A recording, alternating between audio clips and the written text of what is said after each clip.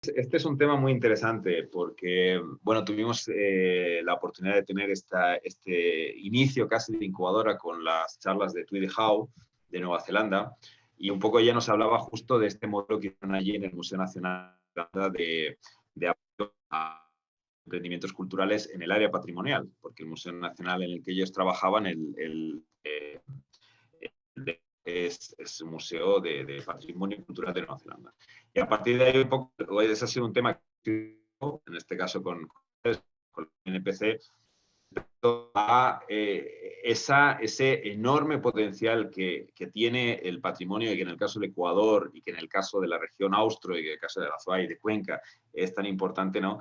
En la amplitud de dimensiones, ¿no? Tanto lo que es el área de patrimonio inmaterial como el tema de patrimonio material, son incluso insumos que han sido fundamentales para el desarrollo de economías fuertes, como por ejemplo pasa en el caso del Reino Unido o de Japón, ¿no? Es decir, estamos hablando de, por ejemplo, si tú coges tanto lo que ha pasado en el tema de la narrativa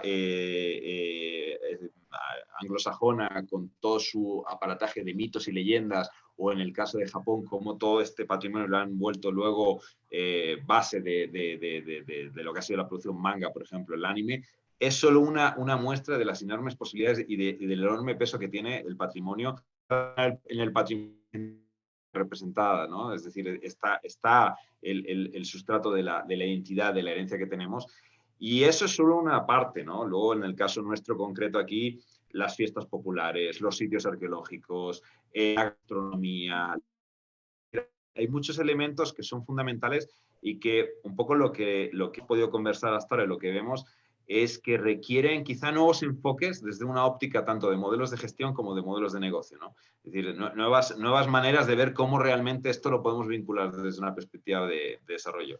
Entonces, bueno, ahí creo que lo interesante es poder conversar con ustedes que justamente están ahí insertos, inmersos en esa materia, y poder tener como una perspectiva más amplia de cuáles son esas posibilidades, precisamente ahora que estamos ya por acabar la convocatoria de la incubadora, pero que nos parece importante alentar a que la gente se anime a presentar propuestas en esos campos, ¿no?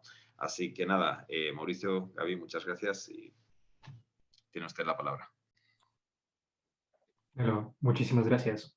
Estamos muy honrados de poder participar con ustedes. El día de hoy, mi persona, y mañana Gaby, con su participación, vamos a tener algo bipartito.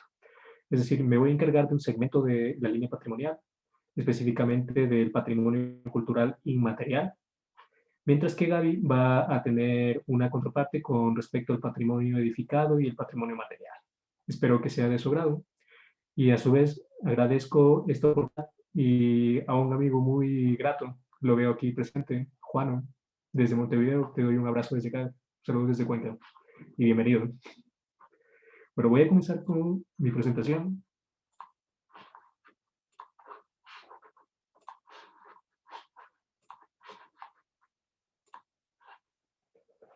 Perfecto. Nuestro tema es cultura y patrimonio, una oportunidad para el desarrollo. El tema que yo me voy a concentrar es el patrimonio inmaterial, un recurso a explotar. Bueno, vamos a tener como estructura el análisis de varias temáticas que constan en esta descripción. Vamos a abordar el tema de la cultura, el tema del patrimonio, el tema de las leyes, la metodología para investigarlo, las aproximaciones existentes, la innovación, algunos ejemplos de cómo se ha dado este tipo de innovaciones basadas en patrimonio cultural, sobre todo en el inmaterial, los recursos a los cuales podemos aludir y de los cuales nos vamos a servir para poder generar nuevas propuestas, y finalmente una generación de oportunidades. Esta es una reflexión de las oportunidades aquí en Ecuador, para eso estamos. Esperamos que estas experiencias nos sirvan para. Aquí tenemos una fotografía del patrimonio distintivo, es patrimonio mundial, que es muy característico aquí en el Azuay, es el tejido tradicional del sombrero de paja toquilla. Y esta viene de la fuente del Archivo de Fotografía Nacional del Instituto. ¿Qué es cultura? Bueno, esta es una pregunta bastante compleja. Obviamente la respuesta merece una explicación también bastante vasta. De hecho, hay varios volúmenes que tratan de resolver este acertijo, mas sin embargo, resulta complicado. Actualmente lo que vamos a hacer es poder ofrecer una reflexión un tanto basada en mi experiencia desde la antropología sobre qué es la cultura. Probablemente vayamos a tener muchos otros significados y definiciones, dependiendo la trayectoria de quien aborde esta temática, pero para mí más o menos viene a ser lo siguiente. En esta imagen ustedes pueden ver un trozo de madera con varias cerámicas. Se encontraba una denuncia que realizaron desde el campo, desde Manabí, específicamente en Los Frailes, al Instituto Nacional de Patrimonio Cultural con un yacimiento que estaba siendo explotado o expoliado, es decir, que se encontraba bajo amenaza de tráfico ilícito. Generalmente sucede porque tenemos varios sitios que son desconocidos y por circunstancias suelen aparecer fortuitamente y las personas, al no estar tan vinculadas o tan empoderadas con este tipo de material, suelen verlo como un recurso a explotar, es decir, se lo ve como algo para producir dinero. Sin embargo, dado el marco normativo en el cual está amparado el Ecuador, primero que son artefactos no comerciales, es decir, no tiene costo, más bien es un significado cultural e identitario. En eso se basa el patrimonio y además la cultura. ¿Cuál es la otra reflexión sobre esto? Probablemente no tengamos una conexión directa que actualmente podamos visibilizar o tener concreción específica. Es decir, si hablamos de los hechos, por ejemplo, de la Selección Nacional del Ecuador de fútbol, es un símbolo bastante poderoso en la cultura actual. Este quizás sí puede ser reconocido por la mayoría de ecuatorianos. Mas, sin embargo, si hablamos de estos, que son restos de material, específicamente tolita y manteño, probablemente les vaya a resultar un tanto curioso y hasta extraño. Entonces, hay que decirlo, son culturas que vivieron hace bastante tiempo en un territorio que actualmente está ocupado por otro tipo de sociedad. Es decir, tenemos esa desconexión. Para mí la cultura viene a ser este diálogo entre trayectorias humanas a través del tiempo y las cuales vamos a sintetizar en diversas conceptualizaciones. La más apegada a lo que yo profeso y estudio sería esto. La cultura es hablar acerca del ser humano. Y el ser humano en todo su contexto.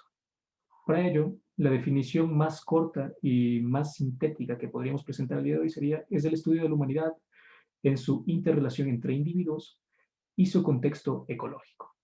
Es decir, los seres humanos somos seres vivos, somos organismos bióticos, nos encontramos en un contexto ecológico que es donde nos desarrollamos, no vivimos sin naturaleza, somos seres sociales, tenemos interacción entre nosotros y también somos seres individuales, tenemos una particularidad, una personalidad que se ve en la psique. Esta esfera tripartita de consideración de la cultura y de la humanidad ha sido dada por Tim Ingold. Él lo estudia en Perceptions of the Environment and Boundaries Exploitation, que nos habla acerca de cómo el ser humano percibe la naturaleza y trata de separar, es decir, organizar las cosas binariamente. O sea, muchas veces la cultura nos hace creer que los seres humanos estamos por encima de la naturaleza, de los otros seres vivos, y lo que es peor, se cree que incluso hay seres humanos que están por encima de otros seres humanos. Ahí me parece que una de la realidad hay que vernos más como un ente complejo, un sistema bastante vasto en los cuales todo está conectado. ¿Qué es patrimonio? Esto nos hace referencia a dos facetas. La primera, que es la formalidad, es decir, el patrimonio visto desde los estamentos legales y los cuales son la razón de ser de la institución donde yo trabajo, es decir, tenemos convenciones internacionales y leyes nacionales que permiten y obligan al Estado a asumir cierto tipo de competencias y responsabilidades sobre lo que se considera patrimonio. Pero tenemos otra faceta, que es lo informal, que es este uso de la palabra patrimonio por parte de las personas. Muchas estarán conectadas con toda esta formalidad de los estamentos legales, las definiciones, los artículos y demás, pero probablemente otros tengan otra noción de patrimonio que les da pertenencia, lo que es válido y valedero para ellos. Es decir, es una fuente de significado y de valor cultural propio. ¿Cómo llegué a a esta dicotomía? En realidad, más que dicotomía, es una interrelación. Siempre va a estar conectado. Lo tomo a partir de la ciencia política, en lo que se define como instituciones formales e informales, en lo cual lo formal vendría a ser lo que está escrito y norma las cosas como se deben hacer, mientras que la informalidad serían convenciones particulares entre individuos de acuerdo a su núcleo cultural, en el cual comparten modos de hacer cosas, aunque estos no están escritos, pero están sobreentendidos entre ellos. Esto también fue analizado por Michel Bortolotto y Michel de Stefano en sus obras acerca de patrimonio cultural inmaterial. Ellas trabajan sobre todo en Europa y Asia y han visto un fuerte florecimiento del valor que tienen el patrimonio para las personas, independientemente de que éste esté categorizado como tal. Es decir, que tenga una declaratoria, que esté protegido por las normas estatales. No, más bien es una protección y una salvaguardia propia. Entonces, nos da mucho a qué plantearnos y sobre todo a qué examinar. Cómo pensar este patrimonio para poder adoptarlo en su mayor complejidad. Actores y detentoras. Dentro de esta lógica o dinámica patrimonial, vamos a tener tres aspectos. El primero son los actores, es decir, las personas que están detentando este patrimonio, quienes lo hacen vivir. En el ejemplo que vemos aquí, esta es una fotografía de la cerámica tradicional cuencana. Se ubica en el barrio de Tandacato y Convención del 45, al occidente del centro histórico de la ciudad. Antiguamente se le conocía como el barrio de las Ollerías. Se encontraba ahí desde la fundación misma de la ciudad y estaba basado en un componente ecológico. Es decir, si lo vemos desde un punto de vista material, se asentaron ahí las ollerías porque allí se encontraban las fuentes de arcilla con la cual se elaboraba la cerámica. Entonces, con el pasar del tiempo, obviamente ya no tenemos las fuentes de cerámicas abiertas. Tenemos una ciudad que ha ocupado completamente los espacios. Por lo tanto, su sentido y pertenencia allí está más vinculado hacia la memoria. Es por eso que el segundo componente es el de espacio. Todas estas actividades patrimoniales, inmateriales, artesanales, oficios, están basadas en un lugar. Y este lugar, por la pertenencia mismo de este tipo de actividades, adquiere cierto valor en el colectivo. Es decir, tenemos ya una memoria que está buscando y respetando este tipo de lugares. Por ejemplo, pese a que se han cerrado la gran mayoría de talleres alfareros o ceramistas en la Convención del 45, seguimos conociéndolo como el barrio de los Ollerías. Y los talleres que aún quedan son ese testimonio de una antigua tradición que de a poco se va perdiendo. Ahí entra lo que es el patrimonio, que muchas veces intenta salvaguardar algo que se encuentra en riesgo, pero el riesgo no es algo en lo cual podamos decir, ah, no, simplemente es por cuestiones casuales que se ha perdido. No, tiene una lógica muchísimo más compleja. Se trata más bien de problemas económicos, políticos, sociales y el mismo transcurrir del tiempo que obligan a que cambien estas dinámicas. Muchas veces deja de ser rentable o muchas veces la persona que enseñaba este tipo de oficios o técnicas fallece y no tuvo aprendices. Por lo tanto, las personas perdiendo y lo único que nos queda son la memoria. Es decir, tendríamos que jugar con estos tres factores para poder considerarlo primero patrimonio y poder emitir las nociones necesarias para salvaguardarlo y permitir que permanezca. ¿Cuál es el marco legal que nos da el patrimonio? Pues bien, vamos a tener se van a dividir en dos clases. La primera es la internacional y la segunda es la nacional. En la internacional me he permitido tener las que fundamentalmente nos sirven para el trabajo actual dentro del INPC, que es la Convención UNESCO de 1972 sobre el patrimonio cultural material o patrimonio cultural a secas, por así decirlo. Y la siguiente es la Convención UNESCO 2003 sobre el Patrimonio Cultural Inmaterial. Estas dos tienen una evolución legal y metodológica bastante interesante. De hecho, la primera convención que podríamos decir para protección de patrimonio es la de La Haya, posterior a la Segunda Guerra Mundial, en cuyo sentido lo que trataba es de proteger el patrimonio artístico, las obras de arte monumentales que habían sido robadas durante los periodos de conflicto bélico en Europa.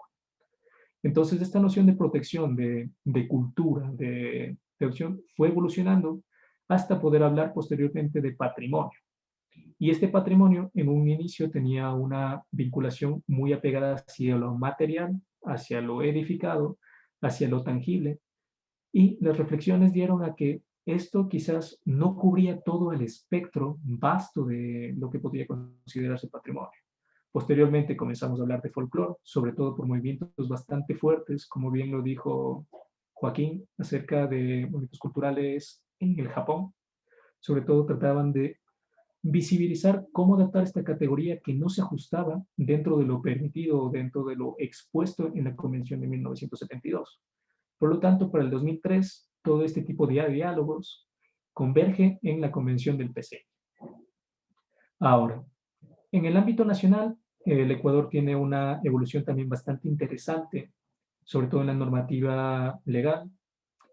En el 2016 se aprueba la Ley Orgánica de Cultura, la cual viene deroga la Ley de Patrimonio Cultural, que fue instalada posterior a la declaratoria de Quito como Patrimonio Cultural de la Humanidad. Y esta deviene posterior a la de Ley de Protección del Patrimonio Artístico, que era anterior a esta. Entonces, esta evolución lo que nos permite es se puede observar una ampliación del marco normativo y del espectro en el que va a actuar. Es decir, ya no solamente vamos a actuar sobre el patrimonio, sino en el contexto cultural. Abordamos el subsistema de memoria social, abordamos el subsistema de patrimonio, el fomento de las artes escénicas, es decir, cubrimos una amplia variedad de aspectos. Ahora, también vamos a tener la normativa técnica del PCI, es bastante específica para la salvaguardia y sobre todo había procesos metodológicos que no habían estado claros hasta el 2018 cuando se da esto. Es decir, es una implementación nacional de la Convención 2003 en el marco normativo actual. ¿Cuál es este marco normativo actual? Que constitucionalmente el Ecuador es un país descentralizado. Y esto lo que significa es que hay varias competencias, entre ellas el patrimonio, que fueron dadas hacia los gobiernos autónomos descentralizados. Los municipios, al adaptar una serie de implementos legales y técnicos, adoptar e implementar esta gestión patrimonial en su circunscripción. Por lo tanto, la normativa técnica hacía o trataba de resolver varios de los puntos pendientes que no se habían cubierto ni con las resoluciones de transferencia de competencias ni con la emisión de la ley. Es decir, dejaba un tanto las reglas claras. Obviamente la implementación es bastante menos rápida de lo que nos gustaría, pero de a poco va siendo un modelo a seguir. Lo veo como una oportunidad para que de a poco el patrimonio se vuelva parte de la cotidianidad de cada uno de los territorios ecuatorianos y deje de ser una cuestión exclusiva de las grandes ciudades. Vamos a tener también las resoluciones ministeriales, institucionales y el COTAD, de lo que les hablaba, que es el Código Orgánico de Administración Territorial y de Descentralización, que es el que otorga estas competencias a los municipios. ¿Cómo se estudia este patrimonio? Teniendo en cuenta de que habíamos hablado de una parte informal y otra formal de abordar el patrimonio, la metodología para aproximarse hacia esto, siendo académicos, sería la antropología. La antropología, al menos en el patrimonio cultural inmaterial, nos ofrece una perspectiva del estudio claro de esta actividad humana. Es decir, vamos a entender el patrimonio como algo de valor colectivo, pero su aproximación debe ser desde las ciencias humanas, desde el entendimiento de que es un producto social, es un producto cultural. Por lo tanto, para poder llegar hacia este humano, vamos a tener que respetar cierto tipo de parámetros, tanto éticos como metodológicos, en cómo nos aproximamos, en cómo lo vamos a abordar. Por ello, las bases a considerar para esto son, primero, las herramientas que podemos tener para la aproximación hacia este fenómeno humano, que es la etnografía primero, es una herramienta fundamental que dejó de ser exclusiva de la antropología. De hecho, varias ciencias sociales y algunas otras ciencias comienzan a utilizar la etnografía como un recurso valiosísimo para el trabajo con personas, y en el cual se van a basar y va a tener varios productos de orden, sobre todo cualitativo. Lo cuantitativo está más vinculado hacia una investigación social pura, es un método más sociológico, pero digamos que actualmente los paradigmas son permeables. La transdisciplinaridad es lo que mejores resultados va a dar. Por lo tanto, la etnografía es para todos, por así decirlo. Tenemos también las historias de vida. Esto se refiere al diálogo directo con una persona, conocer cuál es, obviamente, su historia, cómo se da su situación actual. Bastante muy, por así decirlo, y para ello, para poder utilizar esta información, vamos a utilizar el tercer recurso metodológico, que es el criterio libre previo informado. Este criterio cubre un pacto ético dado por UNESCO, que inició con el trabajo con pueblos indígenas para trabajar patrimonio inmaterial con ellos, informándoles sobre lo que va a consistir objetivos, qué se busca hacer, qué se va a demandar de estas personas, cuáles son sus derechos y sobre todo con la posibilidad de que ellos puedan renunciar o negarse a que esta información sea utilizada e incluso para la misma investigación. Es un tratado de respeto hacia la persona con la cual se esté a dialogar. Obviamente, para llegar a este punto se ha tenido mucho trabajo por detrás. Pasar desde la etnografía o antropología clásica, en la cual el antropólogo académico, generalmente europeo, norteamericano, realizaba visitas a pueblos apartados, sobre todo en lugares muy lejanos, muy remotos, para hacer un levantamiento de una diversidad cultural que estaba siendo arrollada por la modernidad que ya se venía, por la homogeneización. Pero lo curioso de esto es que se trataba a ese otro ser humano con el cual se trabajaba y del cual se escribía como un otro, un objeto de estudio. Actualmente eso está completamente, bueno, no está ya admitido, ha sido ya prácticamente derogado en la academia antropológica en todo el mundo. Y lo que utilizamos son estas técnicas mucho más éticas, es decir, no estamos estudiando a una persona, estamos conversando y vamos a estudiar con esta persona. Es un interlocutor y un participante directo en todo este estudio que se vaya a plantear. Tenemos también el registro fotográfico como una forma de plasmar y hacer que estas imágenes nos den información posterior. Es decir, la experiencia que nosotros tenemos al trabajar con las personas no puede ser vivido por otra persona de lleno. Es decir, es una actividad sensorial, es una experiencia muy particular. Lo que compartimos es la síntesis y abstracción de lo que queremos comunicar, porque incluso tenemos esa posibilidad de saber qué decir y qué no. Mas, sin embargo, el registro lo que hace es ampliar eso, es decir, brinda esa experiencia de también poder vivir o poder conocer cómo se desarrolló este estudio. Finalmente, la investigación documental es una herramienta muy valiosa, sobre todo cuando no tenemos mayor cantidad de información. Siempre es muy bueno revisar archivos, bibliografía, trabajos anteriores, siempre tener una línea base de donde partir.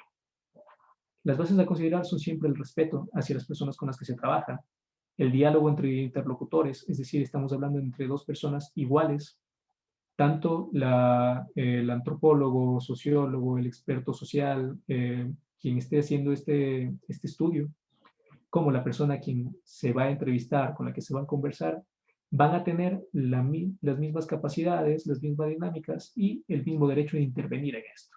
Es decir, es un trabajo colaborativo, es una construcción colectiva. Y es el reconocimiento de la autonomía libre de derecho en el cual, por ejemplo, si tenemos una ruptura de este tipo de relaciones y de este diálogo, lo que conlleva es que vamos a respetar la decisión de estas personas de no trabajar, de no colaborar con este estudio, obviamente por las razones que fueran. Y eso muestra mucho de la categoría que vayamos a tener. Es decir, aparte de ser profesionales, somos seres humanos y debemos guardar respeto hacia estas otras personas que nos cuentan y nos abren su vida, su mundo, su cultura. Caminos diversos, mismo destino. Tan bien como lo mencionaba, el patrimonio, digamos que es un fin común. Es decir, todos queremos que se conserve, todos queremos que se salvaguarde, que tenga permanencia. Sin embargo, vamos a tener distintos puntos de vista y distintas rutas para lograr esto. Desde el INPC va a estar regida desde la gestión e investigación. Para nosotros es un pilar fundamental y en lo personal la cuestión de la investigación, porque en el momento en el que nos quedamos sin, por así decirlo, sin recursos, los deseados, porque nunca son los suficientes o los queridos, para poder realizar proyectos de desarrollo, proyectos de gestión, de fortalecimiento, la investigación nos permite tener un vínculo cercano con quienes estamos trabajando, con esta área de estudio en la cual nos da nuestro sustento, nuestra razón de ser y laboralmente hablando, es el hecho de poder mantener esta relación cercana con las personas, incluso si no se va a desarrollar un proyecto inmediato de desarrollo o de beneficio económico, sino más bien lo que vamos a tener es un proceso sostenido de diálogo que va a proveer información que a futuro puede ser una fuente muy rica para desarrollar cualquier otro proyecto. Y además, mientras mayor investigación haya, mejor va a ser la implementación de cualquier iniciativa que tengamos. Por eso va a ser muy importante, sobre todo para lo que se nos viene, que es la parte de innovación. ¿Es posible innovar? Es una pregunta bastante complicada y sobre todo, si bien lo hemos visto en otros workshops muy interesantes también, ¿cómo innovamos a partir de la cultura y el patrimonio? Pues bien, para poder hacer eso, vamos a tener que meternos de lleno en qué es esto de la innovación. Pues bueno, aquí vamos a tener una gráfica, es de un curso de innovación y emprendimiento. Me parece que es la Universidad UNIR, la Internacional de Rioja. Lo que vamos a tener es que tenemos la inspiración, la visión, el crecimiento, la idea, el proceso, el desarrollo y la creatividad.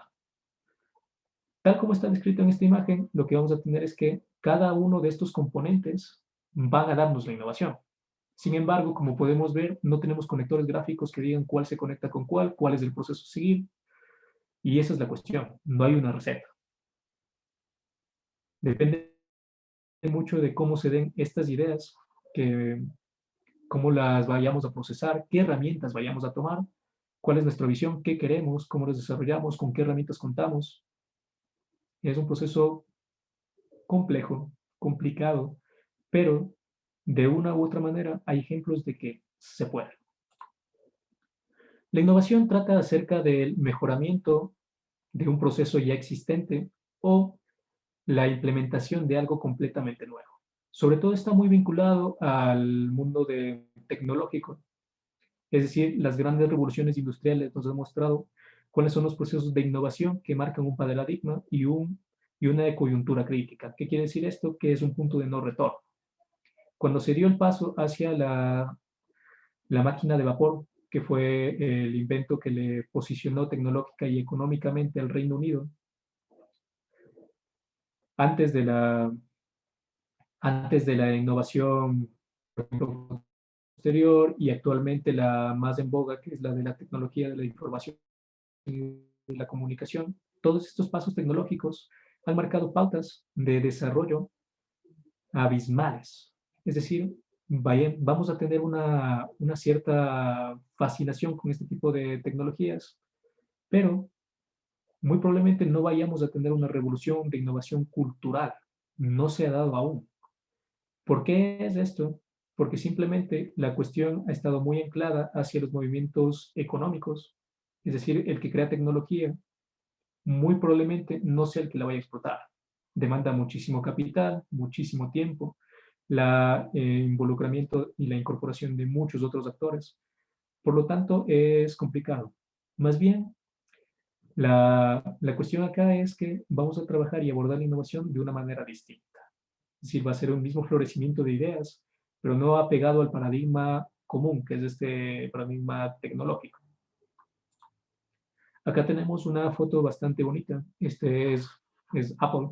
Son las instalaciones de Apple en Silicon Valley, California, que digamos que es este ideal de innovación, es decir, un espacio muy abierto, con una tecnología de punta, un trabajo muy ameno. Como lo vemos aquí, la relación es circular, las ideas circulan, tenemos varios departamentos trabajando en diversos proyectos. Es decir, ese es el paradigma actual de esta innovación. ¿Cómo hacerlo en Ecuador? ¿Cómo hacerlo en Cuenca? ¿Cuáles serían unos procesos más apegados hacia nuestra realidad y hacia nuestro campo de estudio, que es la cultura? Y sobre todo, cómo nutrirnos del patrimonio para hacer estas innovaciones. ¿Existen referencias para la innovación basada en la cultura y el patrimonio? Pues bien, hay que tomarlo bastante seriamente. Lo que voy a presentar ahorita son ejemplos de personas con las que conozco y en algunos casos con las que he sido testigo como consumidor de productos culturales. Por lo tanto, ahora vamos a examinar estas referencias.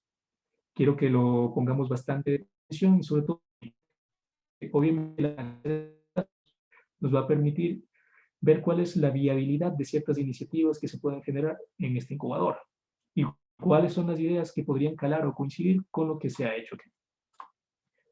El primer caso que quiero citar, y va a ser el más fuerte dentro de esta presentación, va a ser el de Uriel del Río Prianti, un amigo muy, muy querido. Es un colega antropólogo mexicano. Él trabaja para el Instituto Nacional de Antropología e Historia. Se formó también en ELENA, en la escuela de este instituto. Y su trabajo ha estado vinculado durante los últimos 15 años con pueblos indígenas.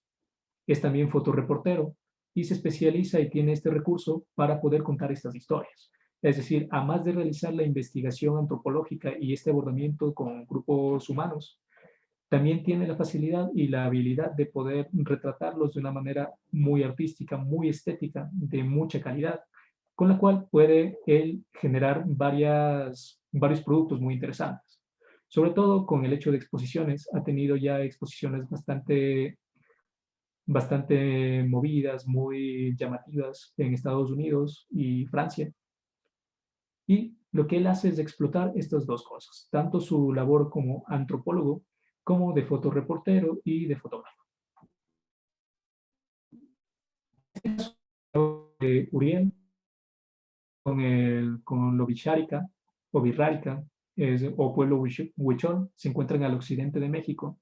Son muy conocidos por sus diseños coloridos y de colores muy vivos en su artesanía. Es decir, se ha popularizado bastante la artesanía huichol durante los últimos 10 años y ha tenido mucho mérito el trabajo de personas como Uriel. Obviamente no es el único que ha estado trabajando en este tipo de temática, de la promoción de caracteres culturales y de poder hacer que esto se vuelva fuente de empleo y de recursos económicos para estos pueblos. Sin embargo, hay que dar cuenta de que no es simplemente observar una idea y ponerlo a comercializar, no. En este caso, Uriel plantea una más humana, mucho más compleja y demandante, que es el hecho de que, primero, hablamos de un aspecto ritual. Todas estas representaciones, por más estéticas o bonitas que se puedan ver a la vista, son representaciones de su cultura, de su cosmovisión. Son representaciones de sus dioses, son representaciones de las deidades, de los seres míticos que se encuentran en la naturaleza, de sus antepasados. Y todos estos manifiestan cierto tipo de rituales que aún se siguen haciendo. Es decir, tiene un contexto cultural muy, muy fuerte y que además empodera culturalmente a estas personas, que de acuerdo a lo que nos contaba Uriel, se trata de un pueblo que ha vivido bastante aislado y, por qué no decirlo, marginado del desarrollo y infraestructura estatal mexicana. Es decir, han tenido cierto tipo de abandono, por lo tanto sus condiciones en infraestructura, entre salud, en educación, han sido bastante limitadas. Por lo tanto, Este tipo de opciones lo que les ha generado es una oportunidad de poder empoderarse y manifestarse al mundo con lo que son. O sea, no tuvieron la necesidad de incorporarse de lleno a una lógica neta de capital, sino más bien que lo han ido haciendo mediante la mediación de personas como Uriel, investigadores que tratan de compaginar las necesidades sin romper su cotidianidad. Es decir, no tenemos que modernizar completamente para poder tener calidad de vida. Eso es lo que nos va a tratar de contar en este aspecto. Aquí podemos ver uno de los rituales que ellos tienen, son ofrendas. Se encuentran aquí varias artesanías. No sé si se puede observar muy claramente porque son bastante diminutas. Mas, sin embargo, tenemos aquí a uno de los chamanes o, o de las personas sabias, que son las que se encargan de estos rituales. Podemos ver que toda su vestimenta está bordada con estos colores vivos, con estos diseños. De hecho, el venado es una deidad para ellos, es el ser que conecta lo divino con lo terrenal, es decir, es una manifestación de lo místico. Por lo tanto, va a estar muy presente dentro de su cosmovisión y de su estética, de su artesanía. Y sobre todo va a ser que este tipo de vestimenta pueda ser exportado hacia otro tipo de productos de consumo externo. Es decir, desde su cultura, desde su cosmovisión, hacen productos que muestran, tienen un contenido y son ofrecidos hacia consumidores que pueden comprarlo como, sí, como por su valor estético, más, sin embargo, también van a tener una historia detrás. Cuando Uriel vino su última visita a Ecuador en el año 2000, a inicios del 2020, él trajo algunas de estas artesanías para comercializarlas con sus colegas y amigos, principalmente en la ciudad de Cuenca. Cuando yo adquirí uno de estos productos, lo que tenía era así, era muy bonito, era un cuadro forrado con estambre, con un diseño de igual manera de un venado, rodeado de colores. Tenía un acontecimiento mítico en ese momento que principalmente se trata acerca de viajes astrales, de viajes rituales, es decir, cuando se tiene el consumo de peyote, que es una planta mística para ellos, estupefaciente, ellos tienen estas visiones y lo plasman en esta artesanía. Este producto, en la parte de atrás, tenía una inscripción que contaba tanto la historia de por qué el diseño y quién era la persona que lo hacía. Es decir, lo que tú comprabas no solamente era una artesanía, comprabas una parte y una experiencia de una persona que se encontraba detrás de este objeto.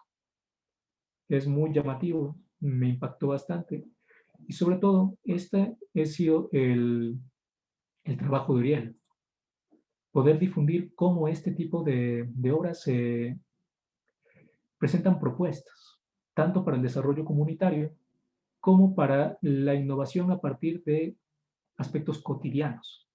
O sea, ¿quién podría decir que los aspectos rituales y objetos suntuarios para ellos podrían volverse una artesanía, podrían volverse algo de interés masivo y sobre todo que les pudiera traer otras oportunidades para su gente? Aquí tenemos una clase con una maestra huichol. Ellos tienen clases en su idioma. Obviamente hay también predilección para que los niños aprendan el español como una lengua franca.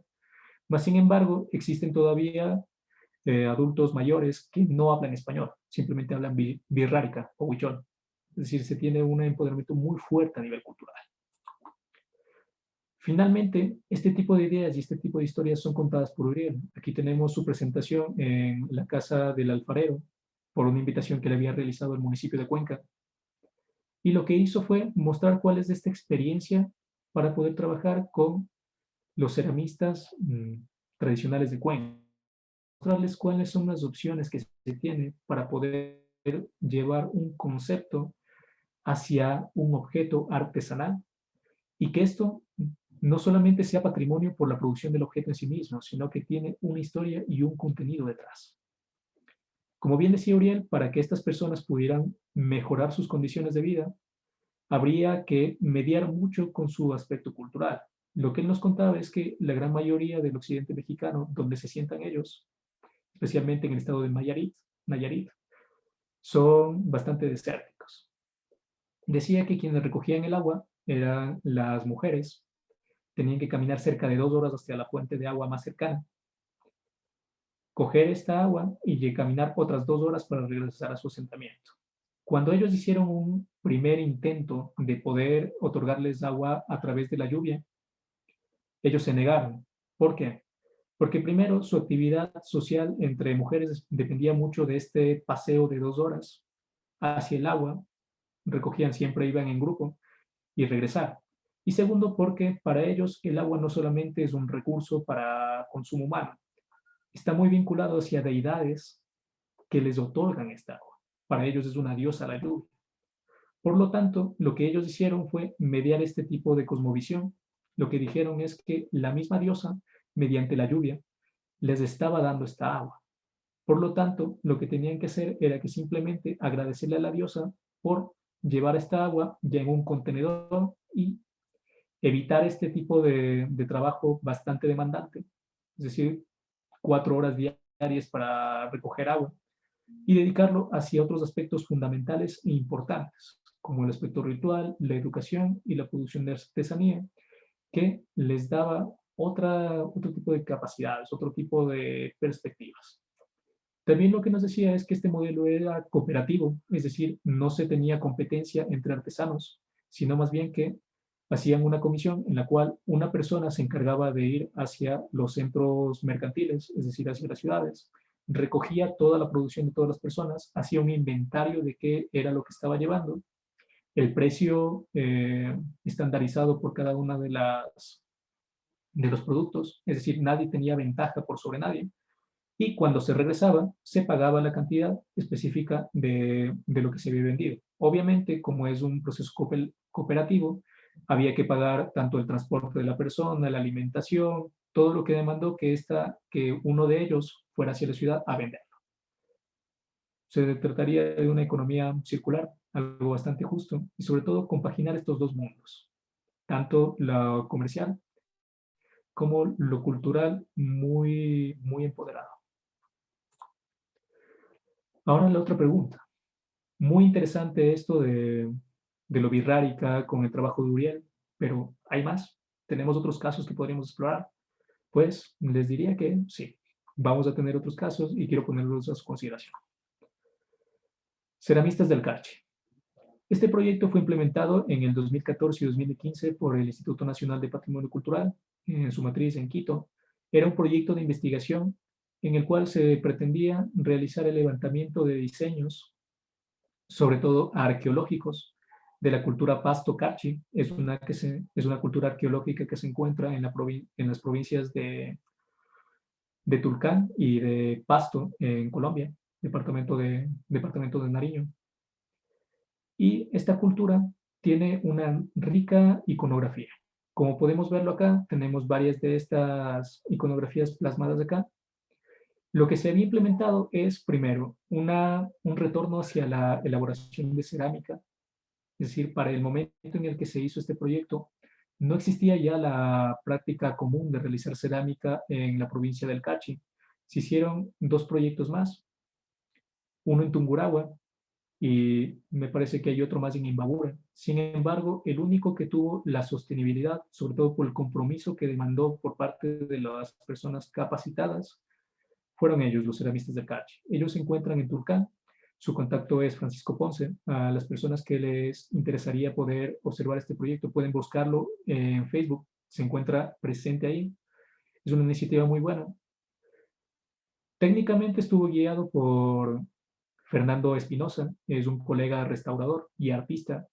Él lo que había explorado son las técnicas de cocción, de elaboración, de pintura, de decoración en la cerámica, y los habían implementado con los materiales que se habían alcanzado a comprar con el proyecto. Entonces se contaba primero con un horno, la capacitación de 10 personas, entre sobre todo mujeres. Hay que recalcarlo mucho eso. Muchas de estas iniciativas van a estar muy vinculadas con la participación de la mujer. Y al principio no les iba muy bien. Es decir, es bastante complicado coger técnicas, aprenderlas rápidamente y poder implementar un producto para la comercialización. Más bien, Lo que se trató fue de hacer un proceso sostenido que para el año 2019, es decir, con 5 años ya de experiencia, llegábamos a estos resultados. Aquí podemos ver una serie de juegos de vajillas con iconografía, pasto, muy, muy bonitas.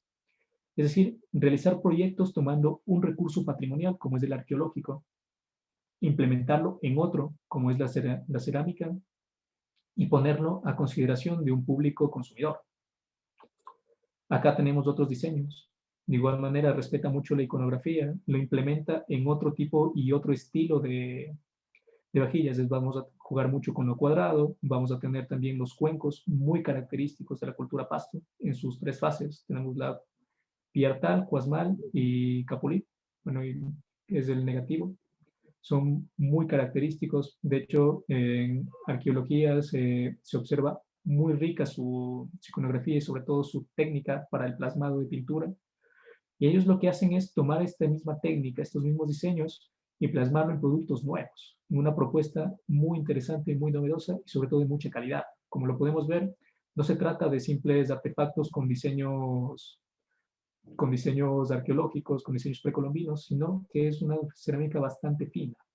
Tiene procesos de cocción muy buenos, han mejorado su infraestructura, pero todo ha sido inversión propia. Es decir, es un ejemplo de una incubación.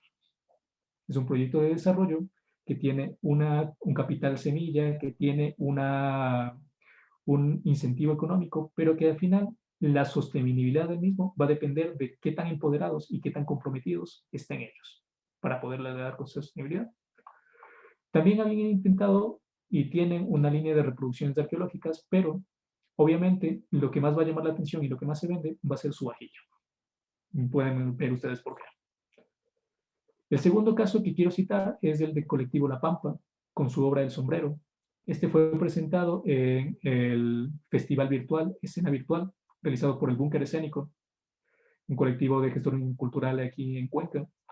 Y me llamó mucho la atención, dado que, bueno, cada función estaba siendo valorada en $5. Tenías el acceso desde tu hogar para poderlo compartir con todas las personas que estuvieran viendo. Y fue una iniciativa para volver a revitalizar a los gestores culturales de las artes escénicas. Una propuesta muy interesante, muy buenas obras presentadas. Fue algo bastante digno de admirar. No soy un experto en artes escénicas, no he tenido mayor contacto con este arte, pero como un aficionado puedo decir que fue algo bastante interesante. ¿Qué es el sombrero? El sombrero es una propuesta realizada por el colectivo La Pampa. Fue protagonizada por Evelyn Mendieta, con música de Daniel Lucero. Y lo que nos muestra es una animación, como lo definen ellos, desde el cuerpo hacia un objeto inerte, es decir, que cobre vida este objeto. Se basa mucho en la función del realismo mágico. Es una noción de que la persona asume que este objeto está vivo. En este caso, Evelyn hace las veces de una tejedora. Ella observa este sombrero, le da atributos, lo trata como si fuera su hijo. No voy a spoilear más porque es muy preciso que esta obra vuelva a presentarse y además les dejo el interés para que todos hagamos la fuerza para poderlo ver muy pronto en escena, una vez más a La Pampa y a Evelyn con la obra del sombrero. ¿Qué nos da esto? Muy probablemente lo que menos se nos ocurre en este tiempo es vincular el patrimonio directamente con el teatro, con la arte escénica. Pero este tipo de propuestas y iniciativas propias, particulares, desde la gestión cultural, hay que decir también, Colectivo La Pampa tiene una fuerte gestión cultural, sobre todo en el área rural, nos trae este tipo de productos. Y de hecho nos lleva a dar una crítica bastante fuerte hacia cómo está estructurada las relaciones de poder con respecto a bienes que consideramos patrimoniales. Es decir, el sombrero de paja tuquilla está muy empoderado en el SUAE, hay muchas empresas exportadoras, es un arte muy visto, o sea, no está en peligro de desaparecer. Mas, sin embargo, hay que analizar todo el contexto. Los verdaderos protagonistas son las manos que tejen estos sombreros, que una vez más, probablemente en el 98% son mujeres. Estas mujeres del área rural de la SUA y del Cañar, también en Manabí, en Guayas, en ciertas partes, son las protagonistas de esto. Evelyn, en su actuación y en su performance, nos trae esta historia. Hay que verla y me parece también que es un muy buen ejemplo de una innovación y de una propuesta a partir de un patrimonio. Juan Pacheco. El profesor Juan Pacheco es un artista. Él es docente en la Universidad de Cuenca. Es un maestro ceramista muy afamado, tiene varias exposiciones, una persona con un concepto muy claro, bastante radical en su pensamiento, una posición política muy centrada y muy crítico. ¿Qué es lo que Juan Pacheco nos trae aquí? Podemos ver en la imagen de la izquierda, tenemos lo que él lo define como su cerámica cofiforme y su cerámica bieliforme. Toma el concepto de la botella de hace estribo, botella silbato, de las culturas precolombinas, sobre todo en la costa, y también en la, bueno, tenemos botellas de hace estribo también en la Amazonía. En la cultura, sobre todo tiene que ver con los primeros asentamientos formativos, es decir, las aldeas más tempranas que tenemos. Encontramos esto en Machalilla, encontramos esto en Mayochinchipe, Marañón, en la Amazonía. Es muy interesante esa cerámica, muy compleja también. Pero ¿qué hace Juan? El profesor Pacheco lo que hizo fue tomar esta idea de la botella de estribo y llevarlo con la cerámica hacia la contemporaneidad. Él lo que trajo es, aquí podemos ver la cofiforme, es un vaso de cartón de café con el cual se expende el café normalmente en cualquier cafetería urbana, por así decirlo. En los contextos rurales siempre vamos a preferir tomarlo en casa. Pero aquí en esta cofiforme lo que él hace es combinar dos mundos, dos aspectos culturales, tanto el concepto de la botella de estribo tomado desde el patrimonio arqueológico, llevarlo hacia el caso de un patrimonio, de un producto moderno y mostrar una obra de arte. Obviamente, cuando le dije qué valor tenía, pues para Juan este no tenía valor, era su obra, se iba a quedar con él. De hecho, también deriva en este otro que no es cerámica, sino es papel. Es una protesta política en la bieliforme. Es un silbato con haz estribo. Podemos ver, está compuesto por dos botellas de dimensiones muy parecidas a Pilsener, a la cerveza ecuatoriana. Sí. Entonces, lo que él hace es que estos productos conllevan tanto el concepto de volver a traer este valor precolombino, este objeto, hacia un contexto más moderno y darle un concepto de protesta. En este podemos ver que los papeles periódicos no se puede leer, pero les puedo contar. Todos hablaban acerca de críticas políticas y de corrupción. Juan siempre ha tenido eso muy, es parte de él y por lo tanto lo expresa en su obra. Es decir, llevarlo tanto a una innovación tecnológica, artística, pero sobre todo a una evolución del concepto. Esta me parece que también es un caso muy curioso de innovación. Puede ser abordado desde otras maneras y lo que nos invita es a investigar, a ver qué podemos obtener de toda esta información patrimonial, ver cómo adaptarla y generar algo nuevo. Finalmente, tenemos a la familia Encalada. La familia Encalada se ubica en el barrio de Tandacatu. Allí en su taller galería trabaja varios miembros de su familia. Su labor alfarera comienza con Pepito José Encalada, el maestro alfarero, el padre de esta generación. Ya son 3 generaciones que se encuentran trabajando en la alfarería. Él se ganaba la vida primero como aprendiz. Él llega al barrio de Tandacatu como una de empleo a aprender la alfarería. Pasó trabajando cerca de 12 años con su maestro. Posteriormente abre taller Encalada en 1962 y desde ahí él comienza a tener sus propios trabajos. Tienen una transición desde la demanda de la Sierra Centro, que era muy conocida y muy valorada, la cerámica azuaya. Se exportaba hacia esa provincia y era vendida en los mercados de allá. Posteriormente, con el cambio de tiempos, sobre todo con la innovación industrial, se dejó de tener gran demanda por vaquillas, por ollas de barro, y se comenzó a introducir el aluminio, las cocinas modernas y demás. Dejaron de tener demanda. Obviamente, esto ocasionó un episodio de crisis, de declive en cuanto a las ventas de estos artesanos. Sin embargo, también innovar. Tuvieran otras opciones. Cambiaron su perspectiva, llevándolo un poco más hacia el ámbito artístico, otros hacia productos más funcionales, otros por encargo, y otros también hacia, por ejemplo, su su producto más común son las macetas. Es decir, cambian de este primer hábito de consumo, que era la vajilla, la cocina, hacia la agricultura, la jardinería, vender estos nuevos insumos, es decir, cambio de concepto, cambio de demanda, tienes que también cambiar tu oferta, innovar en tus productos. ¿Cuál es la innovación que plantea aquí Iván, que es su hijo y el que más empoderado está en el taller Encalada? Iván también es un maestro alfarero, es ingeniero geólogo y él combina sus dos experticias. Primero, conoce muy bien cuál es el comportamiento de los materiales, las técnicas de manufactura, el proceso de quema. El horneado depende mucho de cuál es el material, a qué temperatura se cose. Innovar en, por ejemplo, técnicas para decoración y sobre todo en la variedad que él imprimió con respecto a concepto en la alfarería en la cerámica tradicional negra. Esta arcilla es realizada con arcilla del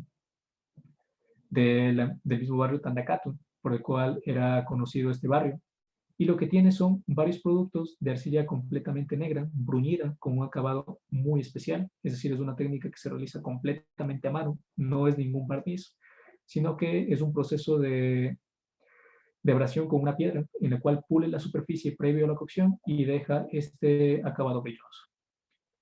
Justamente aquí lo que podemos ver es que en ciertas obras él ha recogido información acerca de cerámica, de cerámica amazónica, de cerámica arqueológica, les imprime estos motivos y les da cierto tipo de identidad. Es decir, no solamente es una obra cerámica con arcilla tradicional, que de por sí ya conlleva la práctica patrimonial, sino también le imprime un plus. Trae a otras culturas para que dialoguen con estas. Si eres un producto azuayo que comienza a contemplar las decoraciones y otro tipo de artes que se realizan en lugares distintos. Y a su vez, también Iván es una persona muy empoderada con la capacitación y la difusión de la técnica artesanal ceramista. Él siempre se encuentra abierto a ayudar a cualquier persona que guste de aprender de este oficio, de este arte. Y además realiza viajes para asesorar a otros ceramistas en, por ejemplo, implementación de hornos, en la recolección de material, en técnicas de elaboración, técnicas de quema, etc. También un proceso muy interesante de innovación. Y de hecho, espero que muy pronto podamos tener un nuevo proyecto. Y con él estuvimos trabajando en un artículo académico sobre los ceramistas de la SUAY, sobre los ceramistas de la cuenca tradicional. Este va a ser publicado muy pronto, junto con otros estudios realizados entre el INPC y la Universidad Católica de Cuenca. Y también aprovecho para llamarlos, que estén pendientes, va a ser un proyecto bastante interesante también. Recursos a considerar. Viendo todas estas experiencias, ¿qué podemos sacar de esto? Yo propongo esto. Lo que debemos sacar siempre va a ser el contenido. No debemos basarnos simplemente en un producto por diseño o en un producto basado o derivado de diseños precolombinos o de otro tipo de propuestas, sino más bien es el hecho de asignarles una identidad. Estamos jugando con memorias. El patrimonio no es patrimonio por su materialidad o su tangibilidad, no. El patrimonio es por significado y valor de ciertos grupos humanos, de ciertos grupos colectivos, sociales, que lo adoptan como algo que es parte de su identidad. Por lo tanto, para ellos es valioso.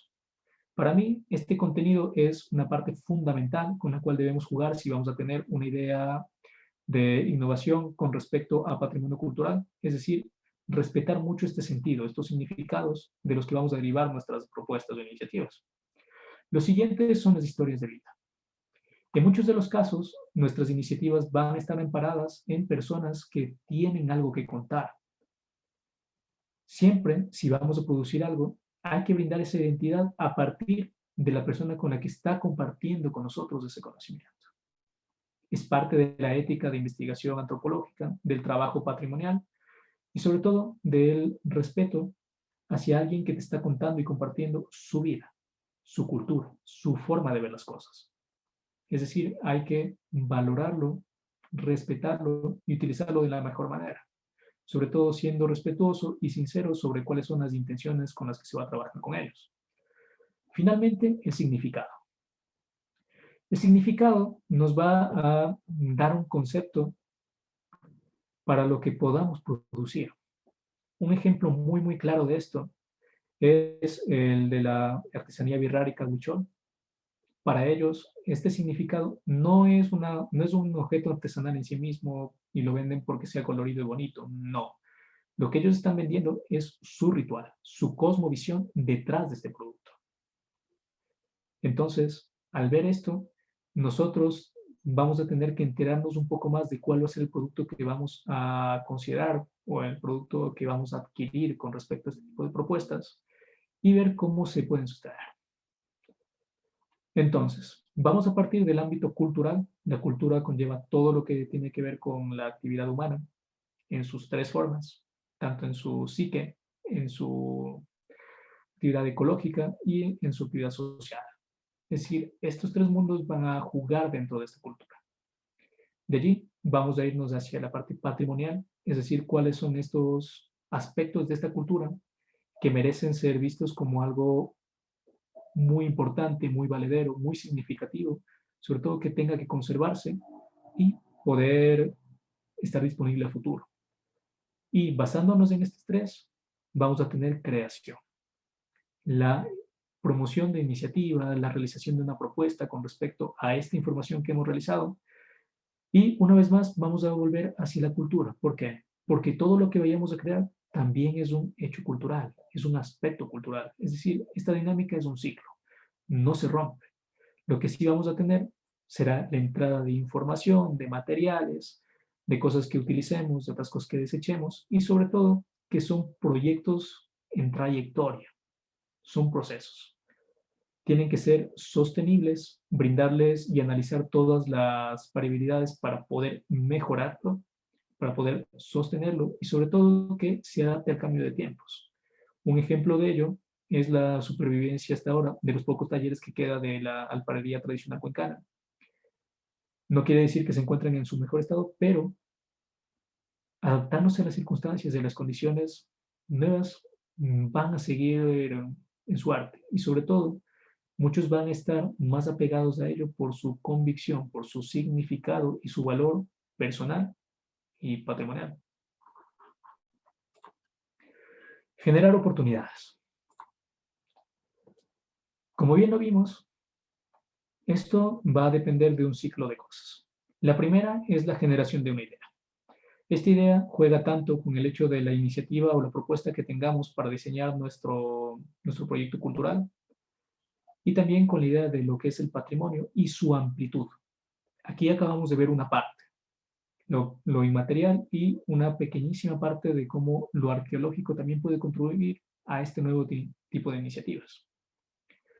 Lo siguiente que vamos a tener que hacer y respetar también este proceso es la investigación, conocer, explorar, ver cuáles son las experiencias que sí ya se han realizado, cómo les ha ido, si es que hay procesos exitosos, qué los hace exitosos, cómo podemos adaptarlo. Este proyecto exitoso es plausible, es viable de realizar con las condiciones en las que yo estoy trabajando. Hay que analizarlo. Y sobre todo la investigación nos ayuda a tener un proceso sostenido y sostenible con respecto a lo que lo que demanda esta implementación de proyectos culturales basados en patrimonio, es decir, una relación muy cercana de nuestros interlocutores, de quienes nos van a compartir esta información y sobre todo hacerlos partícipes de esto. Finalmente, la implementación. Esto va a incurrir en que después de tener una muy buena idea, de contrastarla, de conocer, de explorar, de tener un ejercicio sintético, de averiguar su factibilidad, de desarrollarlo, vamos a poder implementarlo y llevarlo hacia una iniciativa comercial o una iniciativa artística o una iniciativa cultural que nos pueda brindar una sostenibilidad para nuestro trabajo. Es decir, es un ciclo bastante fuerte, muy demandante, pero sobre todo que nos invita a explorar. Hay casos en los que ha funcionado y nos ha traído muy buenas consecuencias. Por ello, aquí les puse una última imagen de la cerámica del Carchi. El motivo central es el sol pasto. Es una iconografía muy, muy difundida, es bastante valiosa culturalmente hablando, en el norte del país. Consiste en 8 puntas. De hecho, tiene varios monumentos con este tipo de motivos y sobre todo es un abanderamiento cultural. Actualmente tenemos varios de estos símbolos utilizados para la revalorización y el reempoderamiento de pueblos y nacionalidades indígenas. Es decir, comenzamos a hablar de conexiones más allá de lo que podría entenderse como una cultura muerta. Es decir, el pasado sigue dándonos cosas para el presente y sobre todo apoya a iniciativas y procesos para un futuro. Finalmente, les dejo aquí las referencias con las que he utilizado. Siento no haber podido mencionarlas todas citadas, más sin embargo, si alguien gusta de poderlas revisar, tienen mucho que ver con la crítica hacia el patrimonio, con los estudios antropológicos, con cierto tipo de estudios también artísticos que se realizan en esta temática. Y muchísimas gracias. Muy encantado de poder participar aquí con ustedes.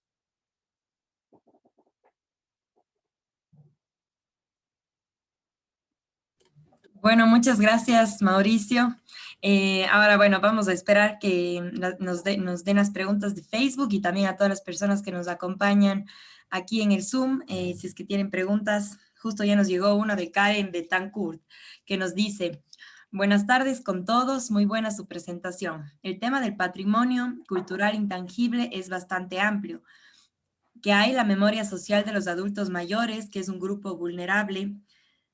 ¿Cómo se podría enfocar un proyecto con esa temática para difundir ese conocimiento que se va perdiendo? Claro que sí. De hecho, cuando hablamos de patrimonio, no solamente está hablando en el estricto sensu, es decir, en el sentido más formal de este asunto, sino más bien que también nos puede fortalecer en cuanto a metodologías y abordar este mismo tipo de trabajos con otros sectores. Por ejemplo, muy buena la iniciativa de trabajar con adultos mayores. Por experiencia propia, tengo que decirlo, son personas que tienen mucho que contar de un mundo que probablemente ya no está vigente, de cosas que desconocemos de nuestra misma ciudad. Y sobre todo nos ayudan a ver cuál era esa dinámica social, esa dinámica cultural que existía un tiempo atrás. Es decir, estas historias de vida son muy ricas y nos pueden dar insumos para desarrollar un diferente tipo de iniciativas, de proyectos, que a la final pueden desarrollar también proyectos de innovación. Así que muy buena sugerencia, muy buena iniciativa. Más bien sería muy interesante poder dar seguimiento y sobre todo si es de su necesidad, me pongo las órdenes. En el instituto siempre estamos prestos a colaborar cualquier tipo de iniciativa que se tenga con respecto a este y otros temas. Y para eso estamos. Debemos desarrollar nuevas cosas. Perfecto. Bueno, ahora vamos a leer también unos comentarios que tenemos en Facebook. Rafael nos dice: geniales proyectos, excelente, Mauricio, felicidades. También Rafael nos dice: como fotógrafo, me pregunto si la fotografía junto a las herramientas metodológicas como la etnografía permitirá generar una herramienta que pueda ser utilizada para el análisis previo, por ejemplo, PDOTs o la aplicación de estrategias de gestión patrimonial de otra índole. Abrazos. Gracias. Y sí, justamente la fotografía es un recurso muy, muy valioso.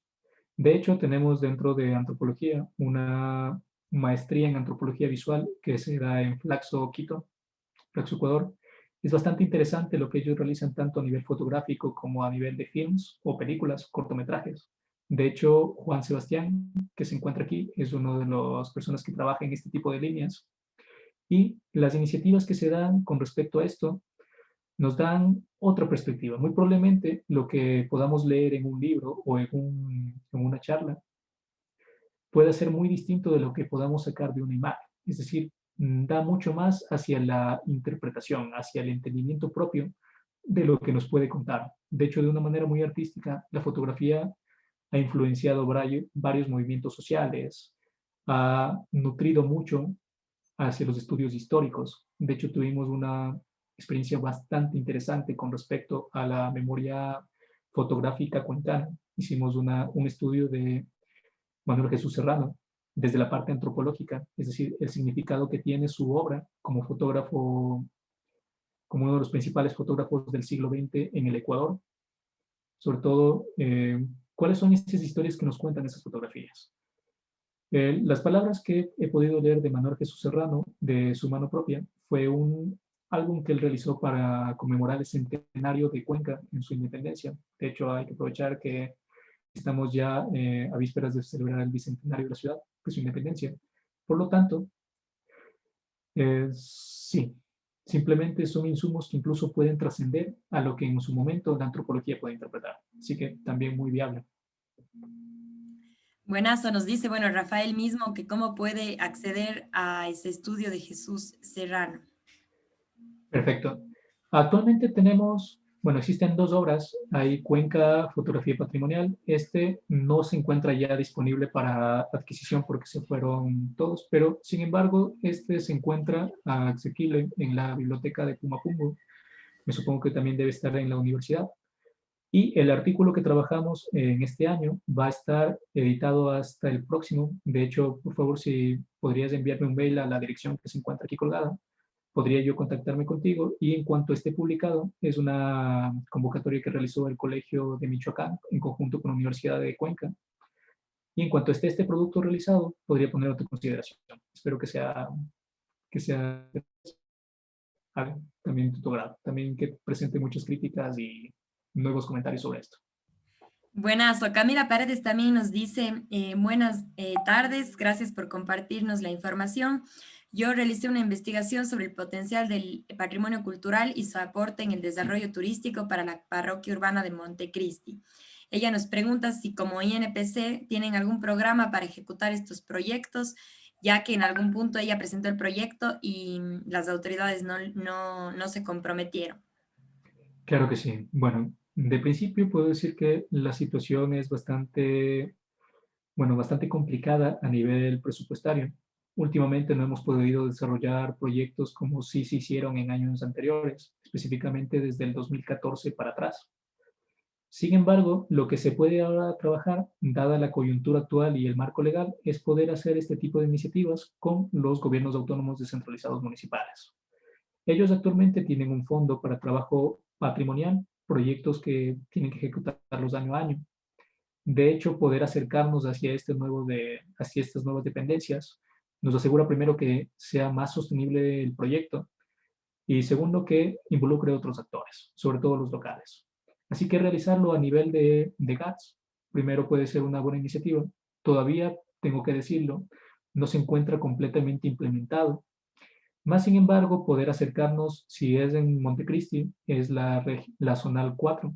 Se encuentra allí bueno, se le conoce como la Casa Rosada, que es la sede del instituto allá en Puerto Viejo. Podrías acercarte, hablar con las personas que se encuentran en patrimonio inmaterial. Si gustas también visitar la Casa Museo de Pile, donde se encuentra un colega mío, es el antropólogo Juan Sebastián Mosquera, que él también puede dar una muy buena asesoría sobre este tipo de procesos y además dar los contactos para poder llegar hacia los municipios. No digo que sea realizable a corto plazo, pero sin embargo es una muy buena iniciativa. No perdamos las metas, sino que más bien vayámonos plasmándolas. Quizás el panorama es un tanto hostil en este tiempo, pero hay que ir viendo cuáles son las posibilidades e irlas tomando. Listo, Mauricio. También nos comentan que, bueno, que fotografías mezcladas con narrativas visuales y memoria es un tema interesante, ya que coloca a la metodología que acompaña la investigación. Además, Emanuel Jesús Serrano, habrá que recabar lo hecho por Emanuel Honorato Vázquez, nos comentan también en Facebook. Claro que sí. Sí, entonces, bueno, ya en Facebook no tenemos más preguntas y hemos respondido todas las de acá de Zoom. Agradecerte, Mauricio, por, bueno, por toda esta presentación. Ha sido muy interesante poder abrir estas perspectivas. Mañana estaremos con Gaby, quien nos podrá contar también un poco más y compartir. Y como saben, igual creo que desde el INPC también queda abierto esta puerta para las iniciativas, para las ideas que se están incubando justamente. La postulación es hasta el día de mañana a las 12 de la noche. Entonces les recuerdo a todas las personas que no se olviden de postular, que hay muchas oportunidades, ya sea en el campo patrimonial, artístico, creativo, en el cual podemos explotar. Así que no sé, Mauricio, si quieres decir algo más antes de despedirnos. Bueno, agradecerles por la oportunidad, también el que abran estos espacios para poder compartir nuestras experiencias.